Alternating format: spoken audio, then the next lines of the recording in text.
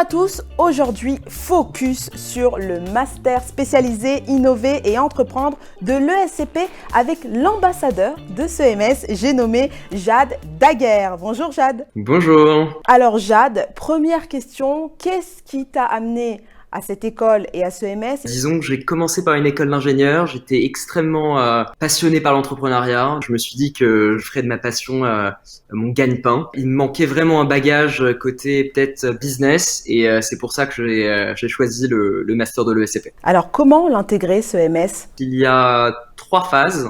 La première, c'est déposer un dossier de candidature à l'ESCP.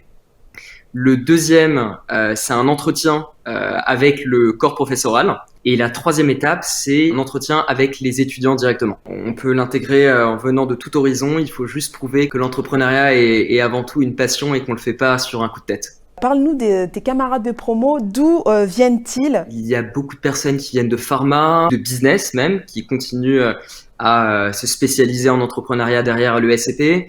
On a beaucoup de masters de pub aussi, de marketing. Enfin, ça vient vraiment de tous les horizons. On avait des origines marocaines, algériennes, espagnoles, italiennes, américaines aussi, et suisses dans la promo dans laquelle j'étais. Alors, qu'est-ce que ça apporte une promotion multiculturelle? Le MSE est vraiment divisé en 2 parties. Une partie qui est beaucoup plus académique et une partie qui est beaucoup plus pratique, où là, en fait, on travaille sur des projets en commun. Et c'est là où les idées fusent de tous les côtés avec le point de vue qui vient de l'étranger. Et je trouve ça génial. Par quoi sont rythmés ces 12 mois de formation? En plus des cours, il y a beaucoup de projets. En plus de ces projets, il y a des challenges ponctuels, il y a des sprints. Et pour couronner tout ça, sur la fin des 12 mois, il faut monter un projet de toutes pièces et le pousser. Et puis ensuite présenter le projet devant une audience de 500 personnes en fin d'année à l'ESCP. Et c'est 12 mois extrêmement intenses mais géniaux à la fois.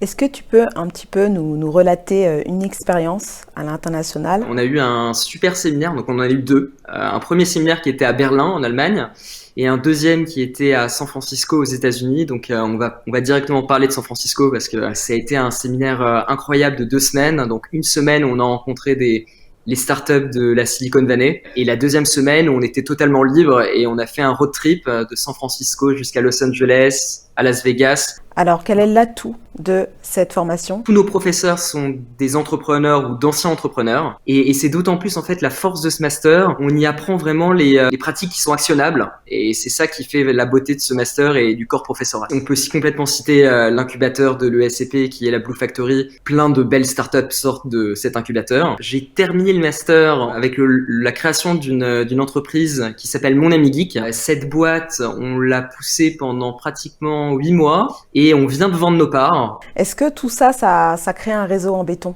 Clairement. Donc, il y a le réseau de l'ESCP et le réseau du MSIE. Le réseau de l'UMSIE, c'est que des entrepreneurs. Le réseau de l'ESCP, vous imaginez bien qu'il y a plein de profils hyper intéressants. Donc, déjà, on part très accompagné avec beaucoup de billes de notre côté. Est-ce que tu as un conseil à donner? C'est d'admettre de se faire aider par des personnes qui ont plus d'expérience.